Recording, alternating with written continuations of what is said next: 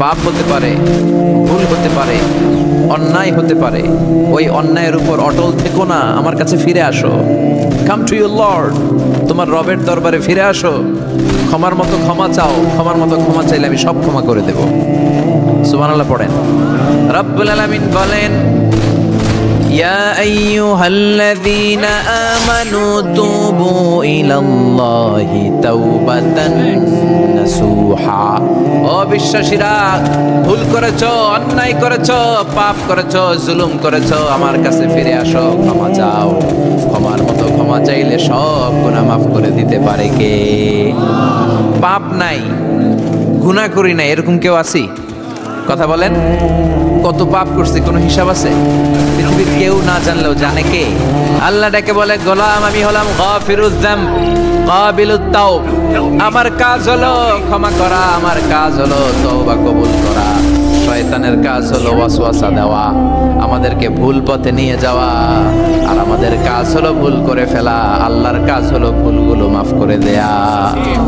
আল্লাহ ডেকে বলে, গোলাম তোরা যদি ভুল না করতি, তোরা যদি পাপ না করতি, তোরা যদি অন্যায় না করতি, তোদেরকে ধ্বংস করে দিয়ে এমন একটা জাতি আমি এই দুনিয়ার বুকে তৈরি করতাম যারা সকালবেলা ভুল করে দুপুরে মাফ চাইতো, দুপুরে ভুল করে রাত্রে মাফ চাইতো, আজকে ভুল করে আগামীকাল মাফ চাইতো। আর আমি আল্লাহ গুনাহগুলো তাদের সব ক্ষমা করে দিতাম। ক্ষমা করে দিতে আল্লাহর বড্ড ভালো লাগে। বান্দা আল্লাহর কাছে বারবার চাক, চোখের পানি ছাড়ুক, এটা আল্লাহ পছন্দ করে।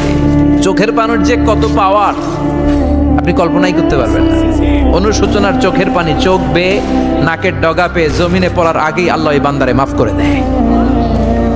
বিশ্বনবী ডেকে বলে, ও আমার উম্মতেরা শোনো, আল্লাহর কাছে দুনিয়ার মানুষদের দুই ফোঁটা পানি সবচেয়ে প্রিয়। এক হলো জিহাদের ময়দানে রক্তের ফোঁটা, দুই হলো অনুতপ্ত বান্দার চোখের পানির ফোঁটা। কত ভুল আপনি করেছেন, কত অন্যায় আপনি করেছেন, কত পাপ আপনার হয়েছে, কত মিথ্যা আপনি বলেছেন, কয় ওয়াক্ত নামাজ ছেড়েছেন, কয় লাখ টাকা ঘুষ খেয়েছেন, কত যৌতুক আপনি খেয়েছেন, কত মিথ্যা আপনি বলেছেন। আপনার পাপ যত বড় হোক, যত বিশাল হোক, যত বেশি হোক, আল্লাহর দয়ার পরিসীমা তার চাইতেও বড়। আপনার পাপ, আপনার অন্যায়, আপনার জুলুমগুলো যদি হয় খালের পানির সমান, বিলের পানির সমান, আল্লাহর দয়া সাগরের পানির সমান। আপনার পাপ যদি হয় সাগরের পানির সমান, আল্লাহর দয়া মহাসাগরের পানির সমান। আপনার পাপ আর অন্যায় যদি হয় পাহাড়ের সমান, আল্লাহর দয়া আকাশের সমান। আপনার পাপ যদি হয় আকাশের সমান, আল্লাহর দয়া আরশের সমান। এজন্য আল্লাহ বললেন, ইয়া আইয়ুহাল্লাযীনা আমানু তুবু ইলাল্লাহি তাওবাতান নাসুহা। ও আমার গোলাম, তুই তোর নিজের যত বেশি ভালোবাসিস তার চেয়েও আমি তোরে বেশি ভালোবাসি। তোর বাবা মা তোরে যত বেশি ভালোবাসে তার চেয়েও আমাদেরকে বেশি ভালোবাসে কে? আল্লাহ বললেন, ভালোবাসারে তৈরি করার পরে আমি 100 টুকরা করলাম। চিল্লায় বলেন, কয় টুকরা? 99 টুকরা ভালোবাসা আমি আল্লাহ নিজের মধ্যে রেখে দিলাম। 1 টুকরা ভালোবাসা গোটা বিশ্বের সবার মধ্যে আমি ভাগ করে দিলাম।